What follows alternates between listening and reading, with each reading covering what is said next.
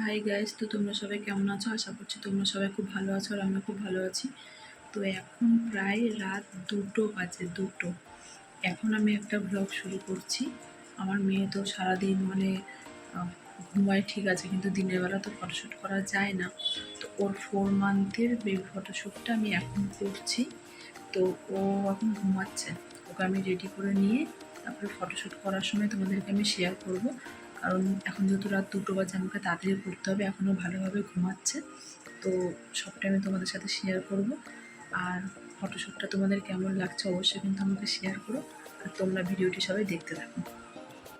তো গাইস, এই দেখো আমার মেয়েকে কিন্তু রেডি করে দিয়েছি, এই যে দেখতেই পাচ্ছ। তো এবার ফটোশ্যুটটা স্টার্ট করবো। তো চলো তোমরা সবাই ভিডিওটি দেখতে থাকো। ওখানে যখন ঘুমাচ্ছে ঘুমাচ্ছে দেখে এটা আমি করতে পারবো। তো চলো স্টার্ট করা যাক। তো দেখো বন্ধুরা, ফটোশ্যুটটা কিন্তু আমি শুরু করে দিয়েছি। তো কেমন আমার সাজানোটা হয়েছে তোমরা অবশ্যই জানিও।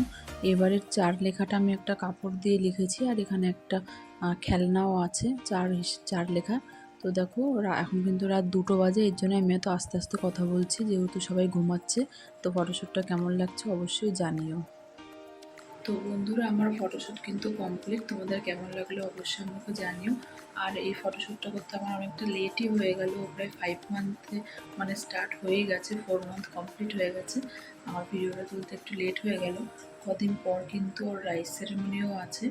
তো ভালো ভালো ব্লগ আসতে চলেছে, তোমরা কিন্তু সবাই সাবস্ক্রাইব করে আমার চ্যানেলটির পাশে থেকো। তো এখনকার মতো ভিডিওটা এখানেই শেষ করছি। তো চলো টাটা, দেখা হচ্ছে নেক্সট কোনো ভিডিওতে।